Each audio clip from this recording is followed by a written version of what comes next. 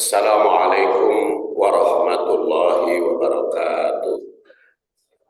Alhamdulillah wassalatu wassalamu ala Rasulillah wa ala alihi wa sahbihi wa mawala. Amma ba'du fa ya ibadallah usikum bitaqwallah fa innal jannata iddat liman ittaqa. Qala ta'ala fil Qur'anil Karim, a'udzu billahi minasyaitonir rajim, ya ayyuhalladzina amanu taqullaha haqqa tuqatih wa la tamutunna illa wa antum muslimun. Jamaah rahimakumullah, pendidikan keluarga kita akan lanjutkan berdasar tadabbur surat At-Tin, dan sekarang akan kita bahas surat At-Tin ayat 6 karena bulan yang lalu sampai ayat 5. A'udzu billahi minasyaitonir rajim, illal ladzina amanu wa 'amilus shalihat falahum ajrun ghairu mamnun. Illa, kecuali alladzina, orang-orang yang amanu, beriman, wa 'amilus shalihat, dan beramal soleh, falahum, bagi mereka, ajrun ghairu mamnun, pahala yang tidak terputus, yang tidak terhenti, atau tidak ada putus-putusnya. Jadi kalimatnya pendek, kecuali orang yang beriman dan mengerjakan amal soleh, maka bagi mereka pahala yang tiada putus-putusnya. Ayat ini diawali dengan illah. Sudah barang tentu itu sambungan dari ayat sebelumnya. Kalau dalam bahasa Indonesia, kecuali itu kan, sebelum kecuali itu koma, bukan titik. Nah, koma seperti dan, kecuali, melainkan. Yang ditinjau dari sudut historis, seperti telah dijelaskan pada makalah sebelumnya, bahwa di zaman Rasul terdapat orang yang mengalami kepikunan atau ardalil umri. Demikian dikemukakan oleh Ibnu Abbas, sehingga turun surat At-Tin, wa-tin wa zaitun wa turi sinin wa hadzal baladil amin laqad khalaqnal insana fi ahsani taqwim summa radadnahu asfala safilin illal ladzina amanu wa 'amilus shalihat falahum ajrun ghairu mamnun. Jadi secara historis ayat ini turun karena ada sahabat yang di masa tua mengalami kepikunan. Dan seperti telah kita bahas, pikun itu ada yang pikun jasmani, ada pikun rohani, ada yang bersifat jasad, ada yang bukan jasad. Nah, mungkin saja orang itu pikiran rohaninya normal walaupun sudah lanjut usia, tetapi jasmaninya terganggu, dan terganggunya itu macam-macam. Ada yang total sehingga tidak bisa bergerak, ada yang sebagian-sebagian saja, ada yang tangannya, ada yang kakinya, ada yang matanya. Seperti saya juga mata harus pakai sambung karena ada kepikunan di dalam mata. Terus ada lagi kaki yang seperti saya kemukakan, sholat, praktek sholat itu merupakan gambaran. Kalau sholat, gerakan sholatnya benar, seperti apa yang diterapkan oleh Rasul, mulai berdirinya, ngangkat tangannya, rukunya, persis apa yang dicontohkan, dipraktekkan Rasul, sujudnya, ala sab'ati a'dha 7 yang mengenai lantai, kemudian duduknya, kalau duduk tasyahud awal dengan akhir berbeda. Kalau itu semuanya normal, maka itu tidak pikun. Tapi seperti saya, kalau duduk tasyahud, ibu jari kaki kanan tidak bisa melipat, berarti ibu jari kanan, ibu jari kaki kanan saya sudah pikun. Ya, kalau dipaksakan kayak kuat, nyeri, sakit, jadi kapaksa dilipat. Nah itu gambaran sholat kalau persis normal kan ada. Kadang-kadang kita susah bangkit dari sujud, kadang-kadang dari berdiri ke sujud susah, kadang-kadang salamnya juga tidak normal ya, seperti salam maliknya kanan kurang normal, karena kalau malik kanan benar sakit itu tidak ada. Jadi asfala safilin itu macam-macam, dan ayat ini berkaitan dengan peristiwa tersebut. Semua itu terkait, dan ada keterkaitan dengan usaha manusia. Usaha manusia baik jasmani maupun rohani, baik nutrisi, ya makanan, gerakan maupun yang lainnya. Jadi ayat berikutnya diawali dengan perkataan illa, kecuali, yang jadi yang mengecualikan asfala safilin. Jadi secara historis ayat ini mengungkap manusia seperti apa yang tidak mengalami asfala safilin.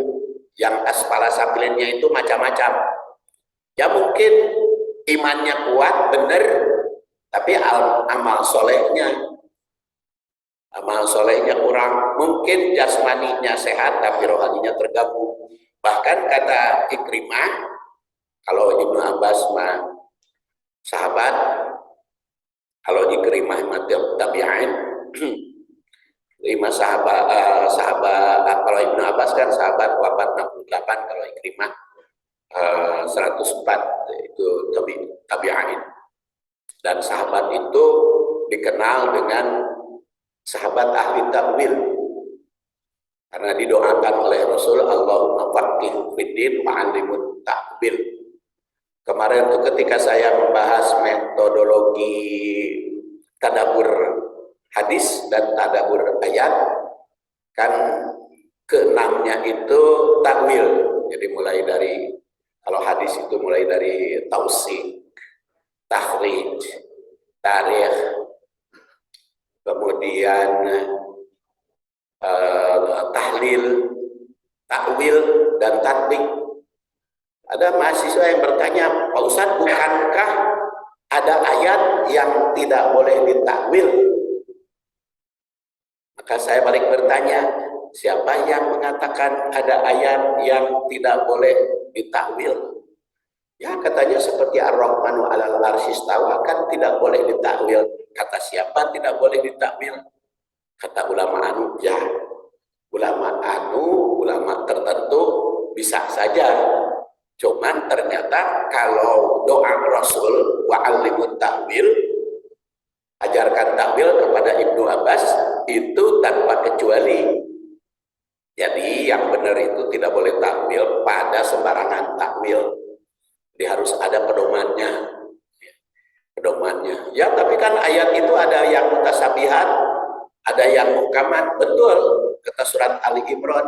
Tetapi mana yang mutasabihat, mana yang muhkamat, tidak disebutkan oleh Quran dan juga oleh hadis. Itu keunggulannya, kemukjizatan Al-Quran. Jadi kata Ikrimah itu, jadi kalau yang amanu wa amilus sholihat yang dikecualikan oleh ayat ini tidak akan menimbulkan madorot walaupun pikun. Jadi kepikunan jasadnya asalkan ruhaninya tidak pikun, tetap sehat, insya Allah tidak akan menimbulkan kemudarotan. Sekarang tanasub ayat. Ayat yang sebelumnya, laqad khalaqnal insana fi ahsani taqwim tsumma radadnahu asfala safilin. Ayat berikutnya, illal ladzina amanu wa amilus sholihat falahum ajrun ghairu mamnun. Tanasubnya, ayat sebelumnya menandaskan bahwa manusia diciptakan dalam keadaan baik, ahsani taqwim, sempurna. Ayat berikutnya menerangkan sifat yang alladzina amanu wa amilus sholihat.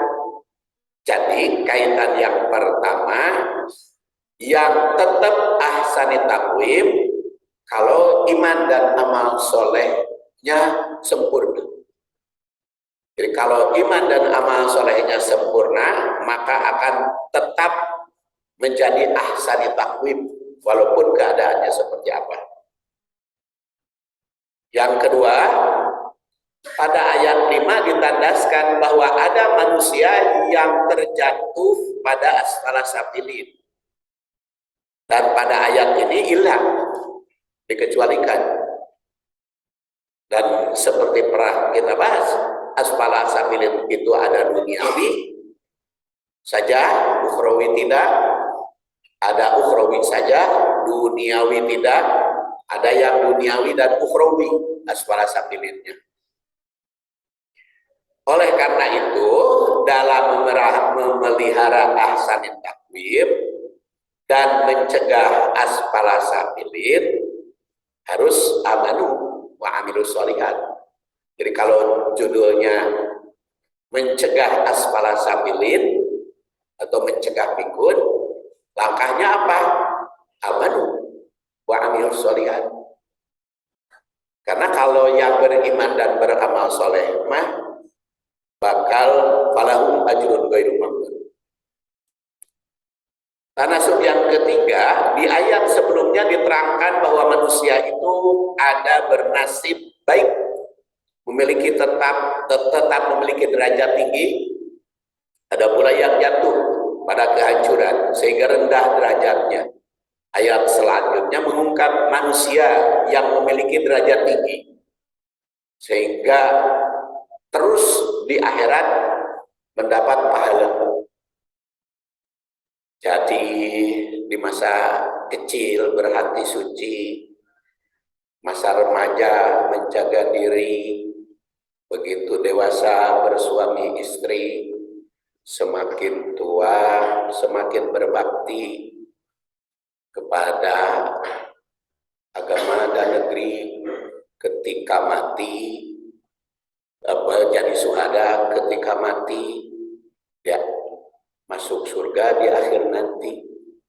Itu namanya amanu wa amilus sholihat, cita-cita kita bersama. Sekarang tafsir atau tahlil tafsir. Illal ladina amanu, illa berarti kecuali. Ada juga yang mengartikan illa itu berasal dari kata in dan la. In kalau, la bukan, atau kalau tidak. In kalau, jika, la tidak. Jika tidak atau artinya kecuali. Yang menunjukkan bahwa yang bakal disebutkan pada kalimat berikutnya tidak akan mengalami asfala safilin. Atau asfala safilinnya seperti apa? Tapi kalau di sini ilah dikecualikan. Jadi jelas tidak semua manusia yang diciptakan sebagai makhluk sempurna itu jatuh derajatnya pada derajat rendah, tidak semua. Kalau yang beriman dan beramal soleh mah tidak akan jatuh derajatnya, walaupun mungkin fisiknya seperti sahabat Rasul tadi mengalami kepikunan yang tidak disebutkan oleh Ibnu Abbas, namanya siapa? Ya, ada sahabat, kalau ada sahabat mungkin bukan hanya satu, bukan hanya dua. Seperti Jabir bin Abdullah juga kan di masa tua beliau menderita kebutaan. Tapi banyak sahabat yang wafat ketika masih muda. Di antara lain Ibnu Abbas itu ketika masih muda, umur 68. Rasul juga ketika umur 63.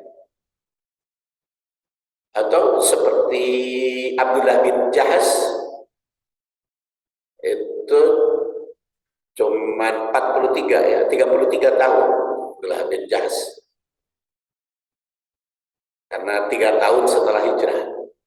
Tapi kalau adiknya Zainab binti Jahas menjadi istri Rasul itu 10 tahun setelah Rasul wafat. Jadi sekitar 43. Jadi para sahabat itu macam-macam. Dan sifat yang terhindar dari derajat terendah di situ berdasar ini adalah tidak aman, orang yang beriman. Ditinjau dari sudut bahasa, iman menurut Al-Qurtubi, al-iman fil lughah at-tasdiq. Al-Qurtubi yang wafat 671 Hijriah, orang Cordoba. Tafsirnya Al-Jami' li Ahkamil Quran, tapi sering disebut tafsir Qurtubi. Adalah membenarkan, sedangkan definisi iman dikemukakan oleh ulama akidah menurut beliau, wa aslul iman wa tasdiq billah wa ma jaa min indihi. Membenarkan pada Allah dan apa yang dibawa dari Allah, yang dibawa dari Allah oleh Rasulullah. Kata Abul Qasim, at-tasdiq bil qalbi wal iqrar bil lisan wal amal bil jawarih. Iman itu membenarkan di hati, mengucapkan di lisan, dan beramal dengan anggota badan. Ada juga yang nyasrahnya, ada yang dengan bahasa sastra. Al-tasdiq bil jinan wal qaul bil lisan wal amal bil arkan, itu dengan nun, jadi murwakanti. Al-qaul al-qaul bil lisan wa tasdiq atau wal yakin bil jinan wal amal bil arkan. Demikian baru dikatakan iman bila kepercayaannya mencapai 100%. Apa yang dimaksud dengan 100%? Hati, lisan, maupun anggota badan. Karena apa? Kalau hanya di lisan, tidak di hati, kan munafik. Kalau lisan dan hati tapi tidak di perbuatan, itu kan fasik. Kalau semuanya menolak, lisan, hati, maupun perbuatan, itu menolak 100%, itu kan kafir. Itu kalau kita lihat di dalam surat Al-Baqarah. Dan iman itu ditandaskan oleh Rasul rukunnya. Al-iman antumina billah wa malaikatih wa kutubih wa rusulih wa yaumil akhir wal qadar kulli khairihi wa syarrihi.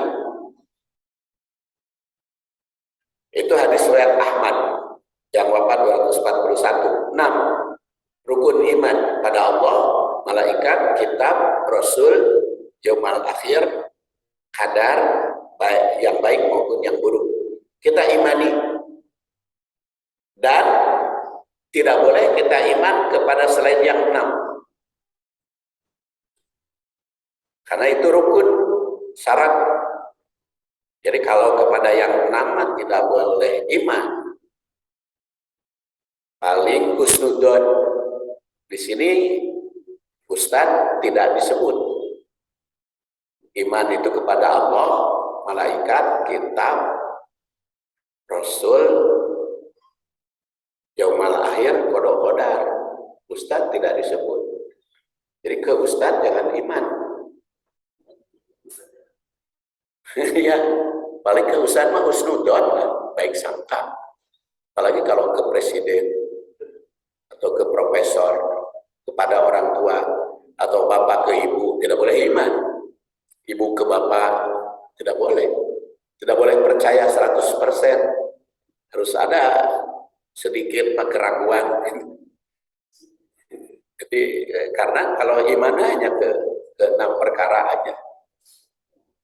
Kepada ulama tidak boleh 100%. Yang percaya 100% itu kepada yang 6, termasuk Rasul.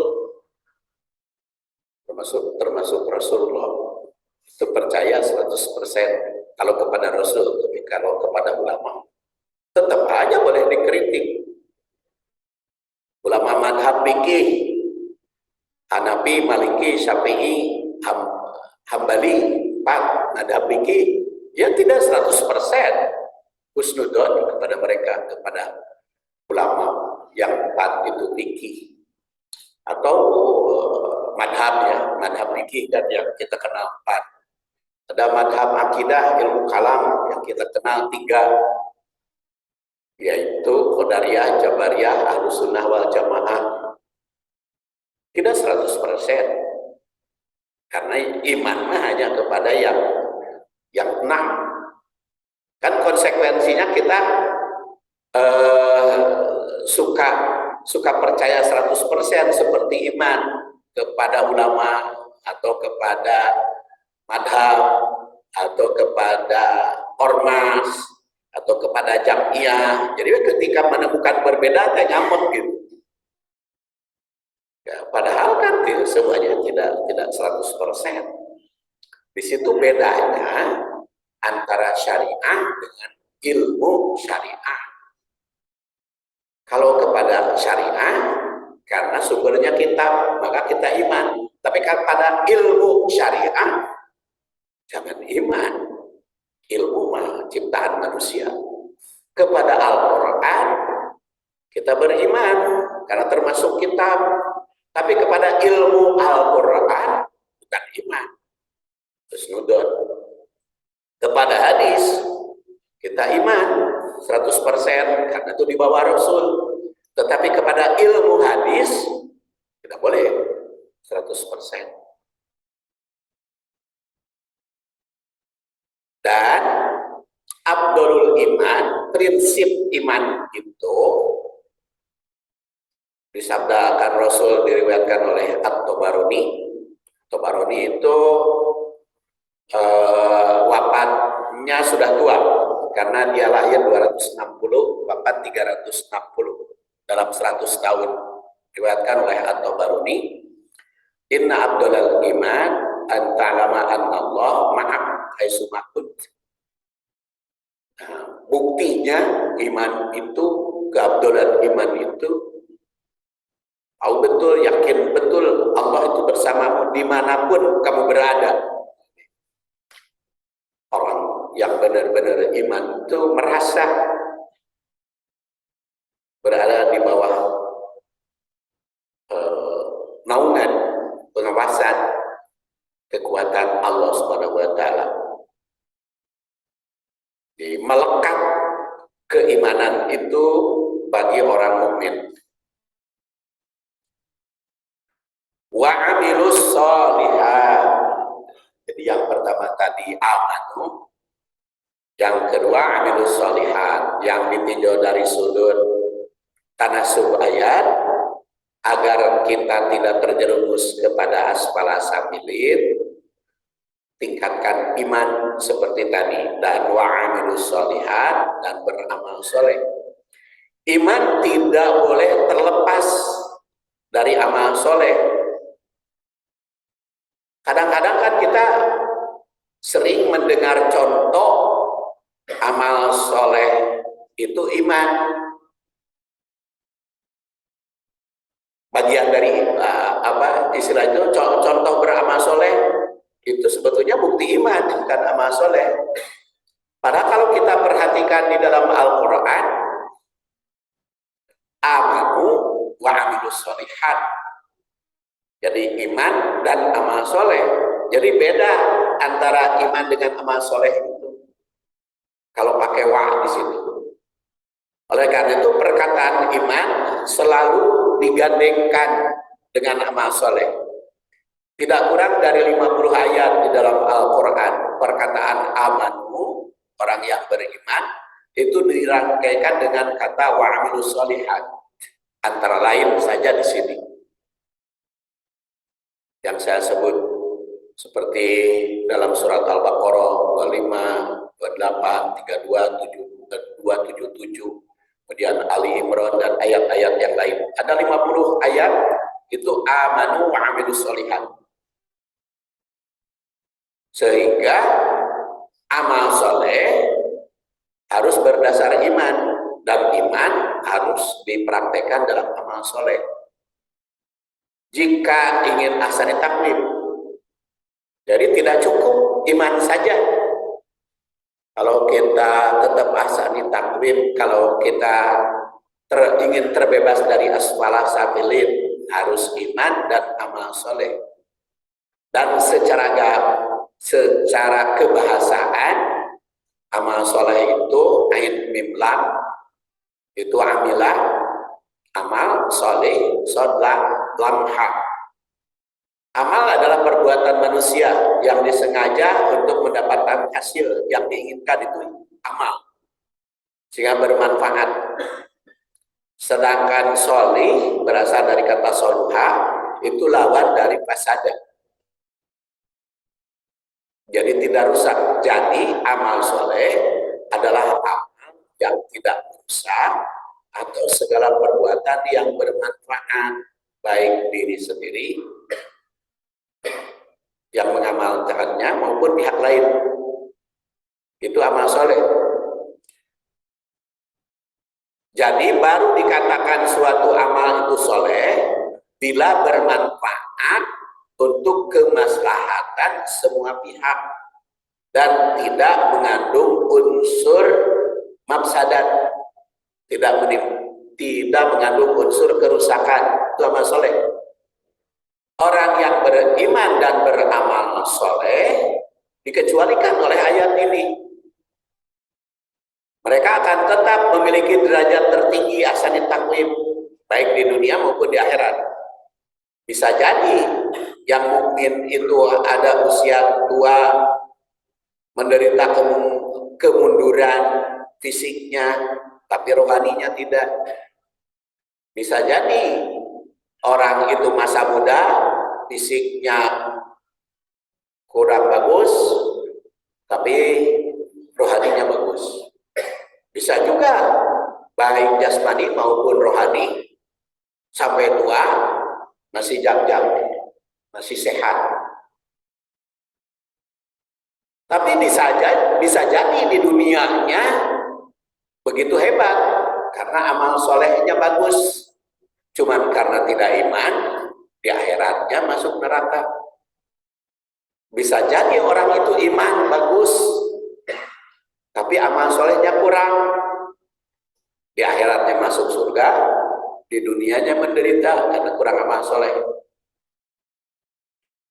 Bisa jadi orang itu baik di dunia, baik, sehat jasmani rohani, maupun di akhirat masuk surga. Karena iman dan amal solehnya sempurna. Jadi manusia itu macam-macam. Ada ahsani takwim di dunia, tapi asfala safilin di akhirat. Ada juga asfala safilin di dunia, tapi di akhiratnya tetap ahsani takwim derajat. Ada juga yang di dunia maupun di akhirat ahsani takwim,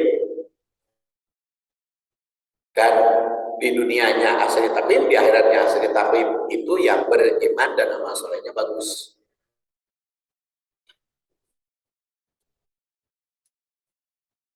Di akhirat mereka meraih pahala yang beriman dan beramal soleh itu tidak terhingga. Ayat ini juga memberi isyarat bahwa usaha untuk menjaga derajat ahsani takwim harus seimbang antara iman dan amal soleh. Iman adalah membenarkan apa yang diajarkan Rasul, yang dibuktikan dalam keyakinan, dalam qalb, diucapkan secara lisan dan dibuktikan dalam sikap dan perbuatan. Segala ibadah ritual dan sosial yang didasari aturan Allah dan Rasul itu merupakan manifestasi iman. Jadi kita melaksanakan sholat, mengeluarkan zakat, melaksanakan saum, ibadah haji, itu adalah iman. Kita melaksanakan sholat secara baik, itu iman, karena mengikuti aturan Allah. Maka keimanan itu harus disertai dengan amal soleh. Istilahnya sehatnya spiritual, cerdas, sosial dan spiritual, amanu wa amilu sholihat itu. Makanya Rasulullah SAW memberikan contoh seperti apa beramal soleh. Antara lain, man nafasa an mu'minin kurbatan min kurabid dunya nafasallahu anhu kurbah min kurabi yaumil qiyamah. Wa man yassara ala muksir yassarallahu alaihi fid dunya wal akhirah. Wa man satara musliman satarahullahu fid dunya wal akhirah. Wallahu fi aunil 'abdi ma kana al-'abdu fi auni akhihi. Wa man salaka tariqan yaltamisu fihi 'ilman sahalallahu lahu bihi tariqan ilal jannah. Wa majtama'a qaumun fi baitin min buyutillah yatsuna kitaballah wa yatadarusuna bainahum illa nazalat alaihim sakinah wa ghasyiyatuhum rahmah wa hafatul malaikah wa dzakarahumullah fi man indah wa man bata'a bihi amalu lam yasra bihi nasabu. Berdasar hadis ini yang termasuk amal soleh, pertama, man nafasa an mu'minin kurbah min kurabid dunya nafasallah anhu kurbah min kurabi yaumil qiyamah. Barang siapa yang membebaskan seorang mukmin dari suatu kesulitan dunia, maka Allah akan membebaskannya dari kesulitan pada hari kiamat. Amal soleh di sini adalah membebaskan beban yang memberatkan mukmin, sehingga menjadi ringan. Jadi kalau kita melaksanakan sholat, sudah amal soleh belum? Nah, ditanyakan, kita sudah memberikan keringanan belum kepada orang lain? Ya, walaupun kita terus menerus sholat, tetapi kalau tidak memberikan keringanan kepada orang lain, belum masuk amal solehnya. Kemudian yang kedua, man yassara ala muksir yassarallah alaihi fid dunya wal akhirah.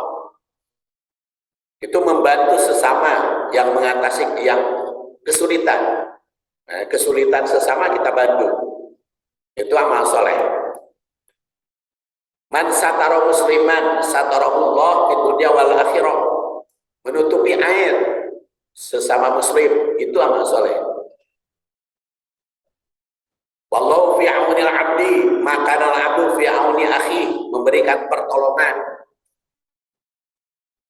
Kan sering kita minta pertolongan kepada Allah, maka Allah menjawab melalui Rasul, kalau kamu mau ditolong Allah, tolong sesama. Kalau kita ingin mendapatkan pertolongan dari Allah, tolong saja sesama muslim, itu akan mendapatkan pertolongan Allah. Man salaka tariqan yaltamisu fihi ilman sahalallahu tariqan ilal jannah. Barang siapa yang menempuh jalan mencari ilmu, maka Allah akan memberikan kemudahan jalan ke surga.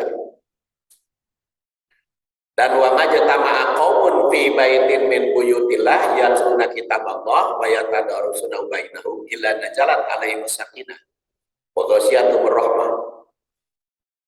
Dan barang siapa yang berkumpul, tidak ada suatu kaum yang berkumpul di Baitullah, di masjid, membaca Quran seperti sekarang ini, dan gaya tadarasunahu, mendiskusikan isinya, maka Allah Subhanahu wa Ta'ala akan menurunkan sakinah dan rahmat. Jadi itu jaminan bagi kita yang sekarang yatsuna kitabahu, membaca ayat Quran, wa yatadarusuna. Jadi itu masuk kepada amal soleh karena yatadarusuna, mendiskusikan. Jadi membaca dan mempelajari. isinya. Jangan hanya membaca, tapi membaca wa yatadarusun dan mendiskusikan isinya. Dan amal seperti ini yang kata Imam Asy-Syafi'i, lahir 150, wafat 204 Hijriah, tolabul ilmi afdol min sholatin nawafil. Tolab ilmu itu lebih utama pahalanya dibanding dengan sholat nawafil. Makanya kalau kita datang ke masjid, tolab ilmunya sudah dimulai, diskusi, mengkaji ilmu. Nggak usah tahiyatul masjid. Masuk masjid juga kalau tolab ilmu sudah dimulai. Jadi kan setiap masuk masjid kan dianjurkan sholat tahiyatul masjid. Tapi kalau sudah dimulai tolab ilmunya, nggak perlu tahiyatul masjid. Kecuali kalau belum dimulai. Kecuali kalau khutbah Jumat.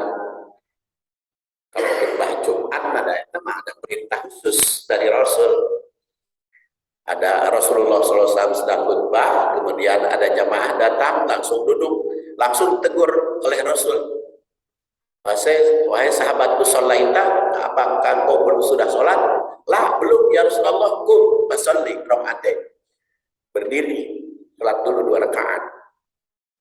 Yang ingin saya tegaskan juga kepada jamaah, karena jamaah kita masih banyak yang datang terlambat, sedang adzan, datangnya ke masjid sedang adzan, itu masih berdiri gitu.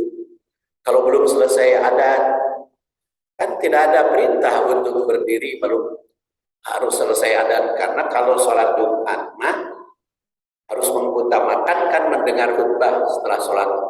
Kan masih banyak imam sudah khutbah, jamaah masuk,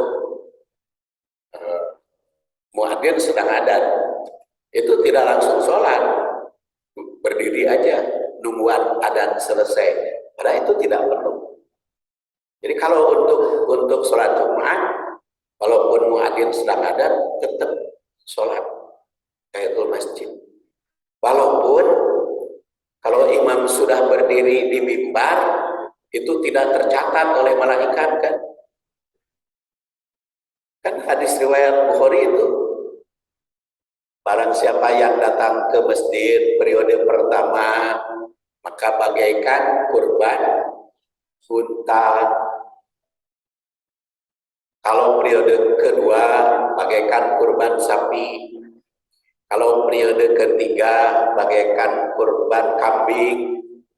Kalau periode keempat, kurban ayam. Kalau periode kelima, kurban telur. Tapi kalau imam sudah naik mimbar, si malaikat itu nutup bukunya. Jadi di Baitur Rahim juga banyak yang tertutup itu bukunya, datang ke masjid. Sama di Majirin juga sama.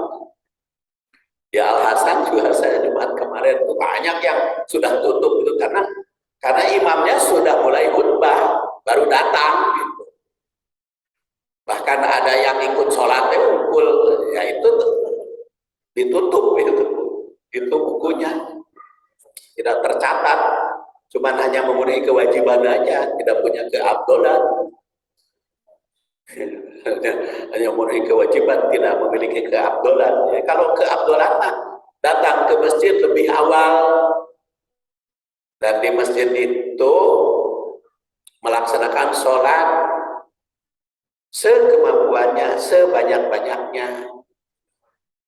Makanya kepada yang membaca Quran harus dibatasi, mau sampai jam berapa. Kalau saya sih usulkan setengah jam sebelum duhur sudah berhenti baca Qurannya di masjid. Karena kalau baca Quran dengan keras kepada yang sholat kan agak terganggu. Makanya kalau sekarang duhurnya 11.43 ya, 11.45 berarti 11.15 sudah berhenti.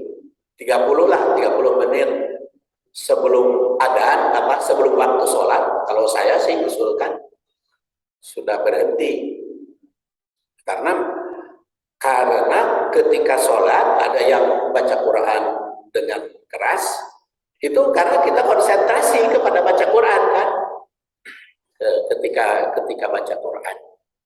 Jadi bisa lah, mau setengah jam, mau 20 menit, maka disepakati kepada qori. Jadi jangan sampai mepet gitu, karena banyak yang melaksanakan sholat. Nah itu ritualnya tadi atas dasar iman, baca Qurannya, tapi sosialnya menghormati yang datang juga, gitu, memberikan kesempatan. Kemudian man bata bihi amalu lam yasrobihi nasabu. Di sini berarti berlomba di dalam kebaikan. Bahkan diriwayatkan dari Ibnu Umar, ada amal perbuatan yang lebih afdal dari ritual. Ketika Rasul ditanya tentang amal yang paling dicintai oleh Allah, ahabbun nas ilallah anfa'uhum linnas, yang memberi manfaat. Ahabbul amal ilallah sururun yudkhilu ala muslim, berikan kebahagiaan. Bahkan di sini membayarkan utang dan sebagainya. Kemudian walaan amsi ma'a akhin fi hajatin ahabu ilayya min an a'takifa fi hadal masjid, yakni Masjid Madinah Syahran. Barang siapa yang membantu orang yang butuh bantuan, maka lebih aku cintai dibanding dengan iktikaf 1 bulan di Masjid Nabawi. Walaupun kita ketahui Rasul belum pernah iktikaf di Masjidil Haram 1 bulan, ya. Tapi kan sekarang banyak jamaah haji Indonesia yang umroh Ramadan 1 bulan. Tapi Rasul belum pernah umroh 1 bulan.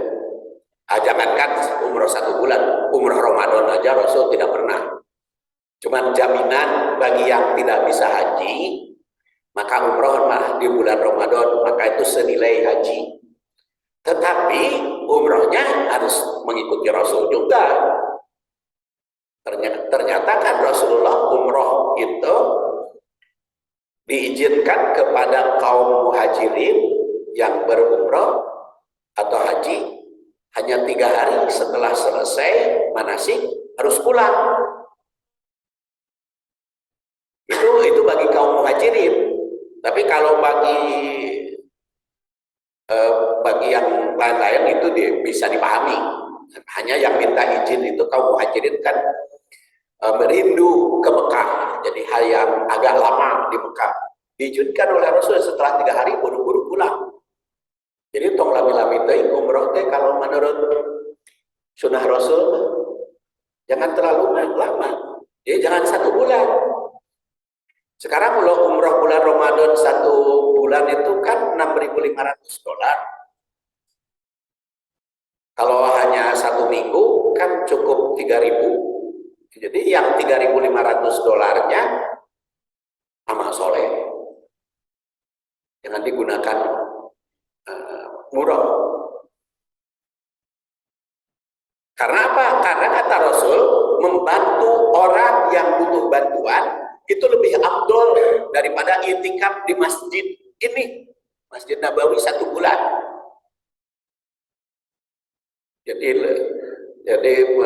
Jadi kalau umroh daripada umroh 1 bulan, lebih baik membantu orang miskin sebagiannya. Kalau haji ada batasan, ya, batasan visa, waktu dan sebagainya. Kita. Tapi bagus nonton lain-lain haji kan.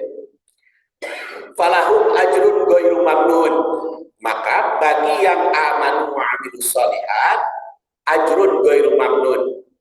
Ajrun itu pahala yang tiada terhenti. baik di dunia kini maupun di akhirat kelak. Di dunia akan terhindar dari asfala safilin kalau iman dan aman wa amilus sholihat, walau sudah lanjut usia, dan di akhirat kelak bakal meraih surga. Kalau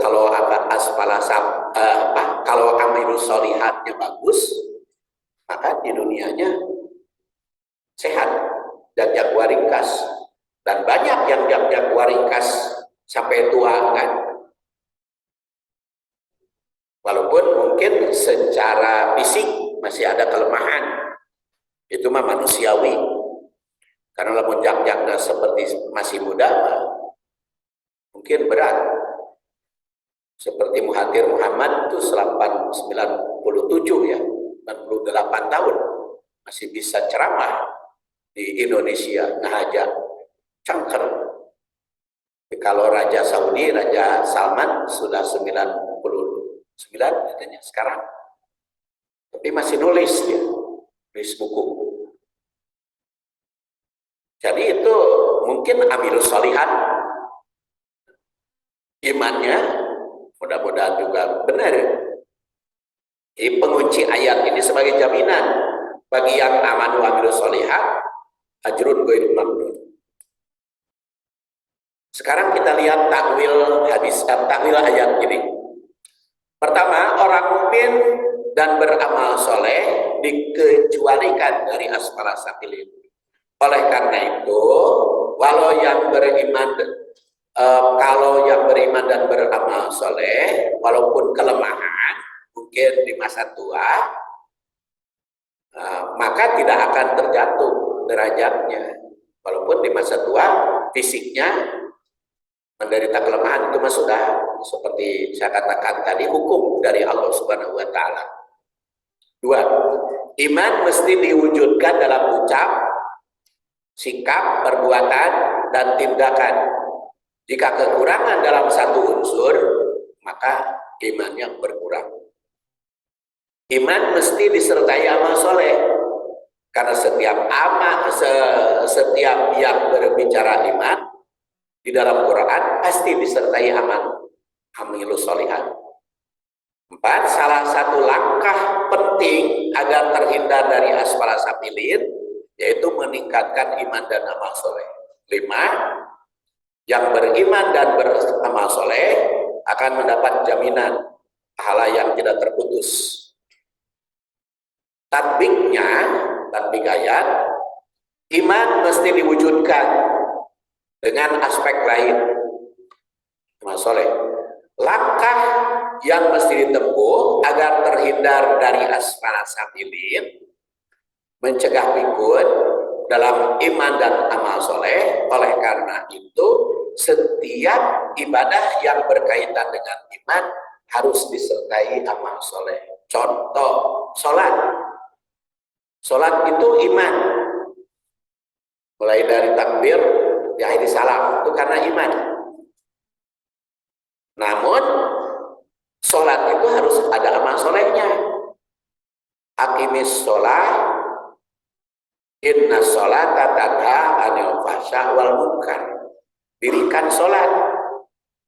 Amal solehnya apa? Mencegah perbuatan keji dan munkar. Sholat kita harus mencegah perbuatan keji, baik diri sendiri maupun orang lain. Itu amal soleh. Makanya kalau ibadah ritual itu yang termasuk rukun Islam, itu pasti ada manifestasi, ada kelanjutannya, amal soleh. Kita tidak cukup sholat saja, harus disertai dengan tanha 'anil fahsya wal munkar. Memang ada hadis yang mengatakan man la tanhahu sholatuhu 'anil fahsya wal munkar fala sholatalah, tapi itu hadis dhaif, hanya tidak saya kutip. Ada juga illa budan, kecuali jauh, itu juga hadis dhaif. Tapi berdasar ayatnya, inna sholata tanha 'anil fahsya wal munkar. Sholat harus ada amal solehnya. Apa amal solehnya? Mencegah perbuatan keji. Zakat kita iman. Amal solehnya apa? fuqara, dan memberikan ketentraman. Khud min amwalihim shadaqatan tutahhiruhum wa tuzakkihim biha wa sholli 'alaihim inna sholataka sakanun lahum wallahu sami'un alim. Tutahhiruhum wa tuzakkihim, tutahhiruhum membersihkan, menyucikan, hum itu manusia ya. Jadi membersihkan manusia. Kalau berdasar ayat ini, zakat itu bukan membersihkan harta, tapi membersihkan manusia. Sebab kalau membersihkan harta harusnya tutahhiruha. Kalau ini kan min amwalihim tutahhiruhum, jadi mensucikan manusia, mensucikan jiwa. Jadi harta nama ya bukan jaminan membersihkan harta kalau berdasar ayat ini. Tuzakkihim, mensucikan. Wa sholli 'alaihim, salat. Dan sakan, jadi memberikan ketentraman. Zakat mendoakan itu amal solehnya. Saum juga ternyata kelanjutannya harus disertai amal soleh. Saum itu kan ritual. Sosialnya apa? Asyamu junnah. Wala yarfas wala yajhal.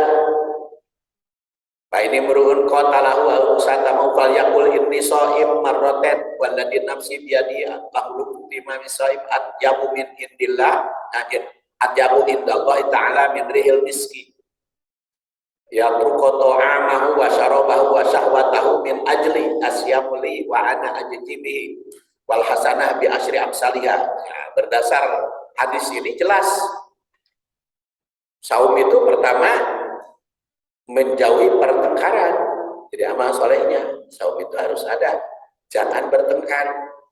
Kedua, ucapan lisan, mulut mesti harum. Bahulu upami soib harus harum. Harum itu apa? Apa mulutnya tidak boleh bau? Ya tidak boleh bau juga benar. Jadi jangan bau mulut. Mukmin itu kan harus harum juga, ketiaknya, mulutnya segala macam harus harum. Makanya ada sahabat yang mau sholat bau awak, oleh Rasul kan diperintah mandi dulu kamu. Bau awak.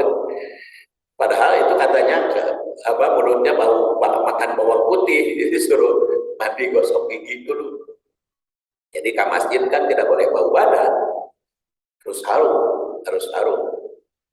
Dan saum tidak boleh bau mulut. Bahulu upami soib, walaupun makna lain di akhirat.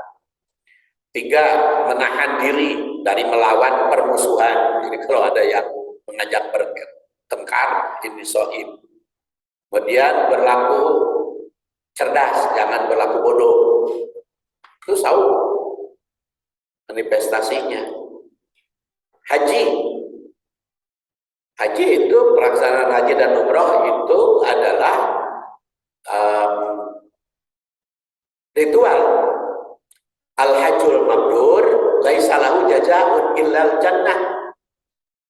Haji mabrur itu tidak ada pahala kecuali surga. Qalu para sahabat bertanya, ini hadis diriwayatkan oleh Ahmad.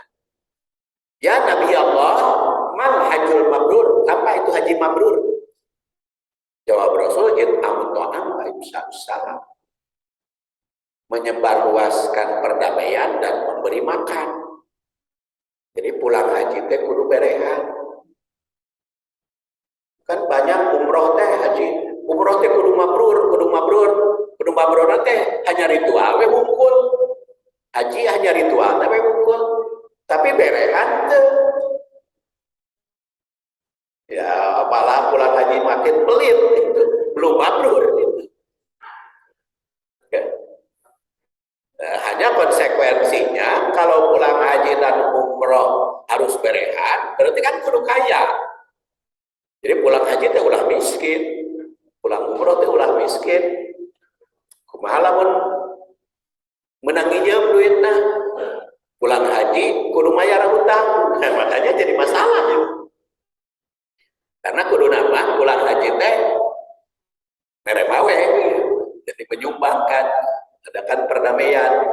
Ya bagaimana mungkin kita memberi makan pada orang kalau terjerat hutang, Jadi saya tidak bicara hukumnya bagaimana kalau umroh dan haji menangajuk. Tapi kita pikirkan kalau ingin haji mabrur, kita berdoa, kita salam. Berdasar dari Syed Ahmad kadang-kadang suka kaliwat itu teh para pembimbing haji teh, para pembimbing umroh teh doa mah terus semoga haji mabrur, semoga umroh mabrur. Didikan kepada jamaah umroh dan haji teh pulang dan kudu berehan, kadang-kadang kaliwat para ustadz tara kabahas gitu. Jadi harus diingatkan ya bagi jamaah haji, bagi yang umroh agar mabrur kudu ngabantu orang miskin dan menyebarluaskan perdamaian. Kemudian iman mesti dijaga kesempurnaannya, menjauhi yang menghanguskan. La yu'minu ahadukum hatta akuna ahabba ilaihi min walidihi wa waladihi wan nasi ajma'in. Terus iman itu harus disertai dengan cinta kepada Rasul, cinta kepada sunnahnya, melebihi cinta kepada diri, anak, orang tua maupun manusia yang lain. Kemudian iman mesti dibuktikan dengan memberikan keamanan. Sampai Rasul itu bersumpah, wallah la yu'minu, wallah la yu'minu, wallah ya la yu'minu. Khila waman ya Rasulullah, demi Allah tidak beriman, demi Allah tidak beriman. Siapa ya Rasulullah? Alladzi la ya'manu jaru bahwa itu yang tidak membuat tentram bagi tetangga. Itu belum. Makanya saya kritik itu, kenapa di komplek itu kok kadang-kadang membuat tidak tenang tetangga, susukan itu kan milik siapa orang, dipenat, ngabelu tetangga, itu tidak tentram, bahkan pulang ke rumah tengah malam, bunyikan klakson jam 12 tet cing atuh jam 12 mantong bunyikan klakson. Makanya kalau sering pulang bawalah kunci masing-masing. Itu kan bawain. Itu tidak beriman. Tidak beriman kalau orang lain sehingga tidak tenang gara-gara kita. Makanya itu perbaikilah sosial ketetanggaan sampai ada pertengkaran dengan tetangga. Padahal di sini jelas, wallah, Rasul itu sampai berjanji, bersumpah, tidak ada beriman. Kalau bikin tetangga tidak tenang, bikin tetangga resah, bikin tetangga riweuh, jangan ngariweuh ke tetangga. Jadi kalau tadi berkaitan dengan mencegah pikun iman itu bukan hanya ritualnya, tapi juga sosialnya kepada masyarakat harus dimanifestasikan. Kemudian dibuktikan amal sosial, man kana yu'minu billah wa yaumil akhir fala yujaru. Jangan menyakiti tetangga kalau ingin iman. Ini di riwayat Bukhari yang wafat 256, nomornya 5559. Jangan menyakiti tetangga. Kemudian fal yukrim dhaifahu, muliakan tamu. Fal yaqul khairan, berkata yang baik. Ulah pikajirieun batur kalau bicara. Jadi dalam hadis ini ditandaskan iman itu diwujudkan dalam berbuat baik kepada tetangga, jangan menyakiti, menghormati, memuliakan tamu, jangan berkata buruk. Daripada berkata buruk lebih baik diam. Auliyaskut. Saya kira itu masih ada 7 menit kalau ada dialog. Ya memang karena saya agak panjang gitu bahasannya, nggak apa-apa. Saya tutup dulu. Subhanakallahumma wa bihamdika bihamdik asyhadu an la ilaha illa anta astaghfiruka wa atubu ilaik. Assalamualaikum